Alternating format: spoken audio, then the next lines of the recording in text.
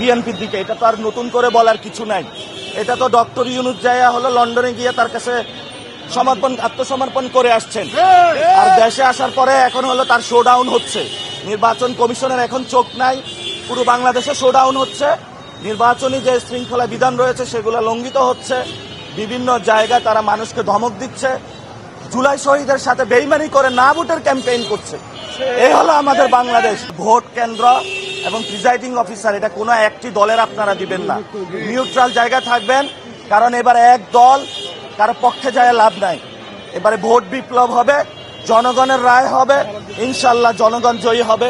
এই ব্যালট বিপ্লব সবার কাছে দোয়া চাচ্ছি, আমরা যাতে নতুন একটি ঢাকা আট গড়তে পারি, ইনসাফের ঢাকা আট গড়তে পারি, মানবিক মর্যাদার ঢাকা আট গড়তে পারি এবং বাংলাদেশের সার্বভৌমত্ব রক্ষা করতে পারি এবং হাদি ভাইয়ের পথে আমাদের জীবন দিতে পারি। সেই কামনা ব্যক্ত করে আমি আমার কথা শেষ করছি। এবং আপনারা জানেন আমাদের একটি আজাদী যাত্রা চলছে। দ্রব্যমূল্য ক্রয় ক্ষমতার মধ্যে নিয়ে আসুন, জনগণকে মুক্তি দিন, অর্থনৈতিক বৈষম্য থেকে সাম্যের সমাজ প্রতিষ্ঠা করুন। পরিশেষে বলতে চাই, আমাদের ভাইদেরকে খুন করেছে যারা, শেখ হাসিনা ভারতে এখনো পালিয়ে আছে। সরকারকে বলবো দ্রুত গতিতে শেখ হাসিনাকে ফিরিয়ে আনুন। কারণ এই ইলেকশনের আগে আমাদের আরো দুইটি প্রতিশ্রুতি ছিল, একটি হলো সংস্কার, আরেকটি হলো বিচার। আমরা চাই যদি শেখ হাসিনার বিচার হতো আজকে মুসাব্বির খুন হতো না, যদি শেখ হাসিনা বিচার হতো আমার হাদি ভাই আজকে খুন হতো না। আজকে যদি শেখ হাসিনার বিচার হতো ভবিষ্যৎ বাংলাদেশ আর খুনের নজরানা আমাদের সামনে থাকতো না। এই জন্য সকল খুনের আমরা বিচার চাই। এই শাহজাহানপুরবাসীর অনেক জ্যাম হয় প্রতিনিয়ত, যন্ত্রণা, ধুলাবালি, এগুলো থেকে আমরা প্রশাসনকে বলবো যারা সিটি কর্পোরেশনে রয়েছেন আপনারা দ্রুত উদ্যোগ নিন, শাহজাহানপুরবাসীকে ধুলামুক্ত করুন এবং শাহজাহানপুরবাসীকে জ্যাম থেকে আপনারা মুক্তি দিন। আমরা চাই বিচারহীনতার সংস্কৃতি থেকে বেরিয়ে বিচারিক বাংলাদেশে প্রবর্তন করার জন্য। এই জন্য সমাজের গণ্যমান্য ব্যক্তিবর্গ যারা রয়েছেন, আমরা যদি হাদি ভাইয়ের যে ইনসাফের প্রার্থীকে বিজয়ী করতে পারি তাহলে ইনশাল্লাহ আজাদির লড়াই আমাদের সাকসেসফুল হবে।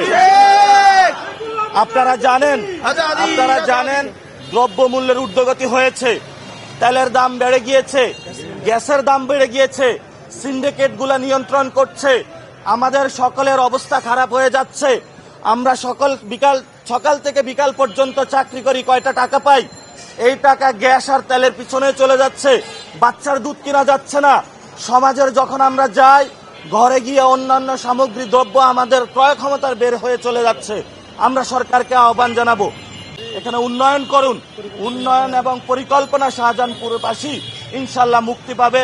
এখানে ইনশাল্লাহ আমরা যদি ভবিষ্যতে আসি আবার 12 তারিখের পরে জনগণকে নিয়ে ঐক্যবদ্ধভাবে এলাকার ইনশাল্লাহ আমরা উন্নয়ন করব। এবং রাজনৈতিক এটা প্রত্যেক দিন আমাদের ফজর থেকে এশা পর্যন্ত চলে। আমরা মসজিদে যাই, নামাজ পড়ি। অসংখ্য ভাই আমাকে মেসেজ দিয়েছে আপনি শোডাউন দিবেন না গাড়ি দিয়ে, কারণ হাদি ভাই মসজিদে গিয়ে ক্যাম্পেইন করেছে।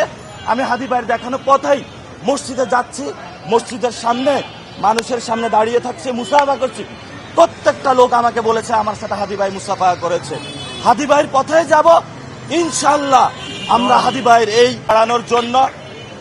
এবং এখানে বিভিন্ন ক্ষেত্রে আমরা দেখছি জনগণকে ভয়ভীতি দেখানোর চেষ্টা চলছে।